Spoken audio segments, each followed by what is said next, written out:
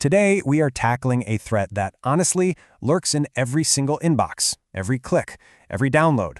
We're talking about the digital menace of ransomware. And just to give you a sense of the scale here, let's start with a number, $1.25 billion. That's how much money cybercriminals are estimated to have raked in from ransom payments in 2023 alone. I mean, it's just a staggering figure. It's turned digital kidnapping into one of the most profitable criminal businesses on the entire planet. So, what exactly is ransomware? Well, the easiest way to wrap your head around it is to think of it as digital kidnapping, but for your data. It's basically a nasty piece of software that finds its way onto your computer, and then, boom, it locks up everything, your files, your photos, your work documents, the whole system, and then it demands money to get it all back. So let's get into it. Let's start with that core threat, how your own data, your own information can be weaponized against you in a modern digital shakedown. But this didn't just pop up out of nowhere. To really understand the threat we're facing today, you have to look at how it evolved. It went from something that was almost like a clumsy prank into a full-blown digital pandemic. And the timeline here is just wow. It really all began way back in 1989 with something called the AIDS Trojan. Super primitive. It just hid some files and asked for a measly $189. But then, in 2009, everything changed. Bitcoin arrived and suddenly attackers had a way to get paid that was basically untraceable. Fast forward to 2013, and CryptoLocker turns this into a professional operation with seriously strong encryption. Then in 2017, WannaCry showed the world how fast this stuff can spread like a virus. And now, since 2019, it's not enough to just lock your data. Now, they steal a copy first and threaten to leak it to the public. They call it double extortion. And you can really see the night and day difference here. I mean, the early stuff was simple, kind of random. Today, it's a whole different ballgame. We're talking military-grade encryption. They're doing what the industry calls big game hunting, where they specifically target huge companies for million-dollar payouts. And get this, they even have business models like ransomware as a service, or RAS, where criminal gangs literally rent out their malware to other crooks. It's a full-fledged industry. So how does this actually go down? How does one single innocent-looking click spiral into a massive corporate crisis? Let's walk through the anatomy of a typical attack. It almost never starts with some crazy Hollywood-style hack. Nope. It usually starts with something way simpler, something that targets our own human nature. It's the bait. It's that phishing email that looks exactly like a shipping notification from Amazon or an invoice from a supplier. It makes you feel like you need to act now. You click the link, and just like that, you've opened the door and invited them in. And once that door is open, the attack unfolds step by step. First, they get that initial access. Then, the malware quietly spreads, moving across the network looking for the important stuff. Now here's the really sneaky part.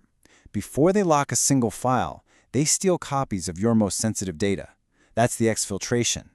Only then, once they have your data, do they pull the trigger on the encryption. The final act? A terrifying ransom note pops up on your screen.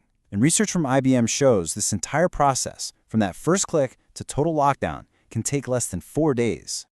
Okay, let's talk about the money, because that ransom demand you see on the screen, trust me, that is just the tip of a very, very expensive iceberg. According to IBM, the average total cost of a ransomware attack is almost $5.7 million. And here's the kicker. That number excludes the actual ransom payment. Think about that. That means even if you have perfect backups, even if you don't pay the criminals a single cent, an attack can still absolutely devastate your business financially. So where does all that cost come from? Well, the biggest piece of the pie, 40%, is just downtime. It's the cost of your business grinding to a total halt. Then you've got the huge cost of recovery, all the lost business opportunities, and of course the long-term damage to your company's reputation. It all adds up fast. But it is not all doom and gloom. There is some good news here. If you look back to 2020, a shocking 70% of victims actually paid the ransom. But by 2023, that number had dropped all the way down to 37%. And that's a really positive sign. It means companies are getting smarter, they're getting better prepared with things like backups, and they're much less likely to give in to the pressure. Okay, so we've seen the threat, we've seen the cost, so what on earth is the solution? How do we actually build a digital shield to defend ourselves against these data kidnappers? And that really brings us to the big question, right? With attacks this sophisticated, are we just defenseless? Are we sitting ducks? No, absolutely not. But your defense can't just be one thing. It has to be about layers. The single most important layer, offline backups. Copies of your critical data that are physically disconnected, so the malware can't touch them.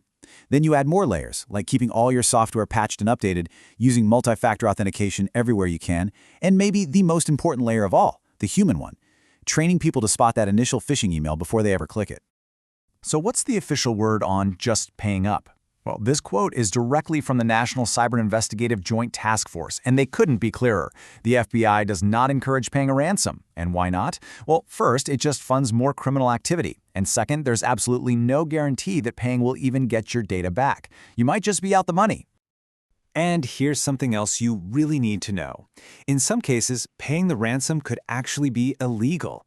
If it turns out the attackers are part of a group from a country under economic sanctions, your company could be the one facing huge fines or even criminal charges for sending them cash.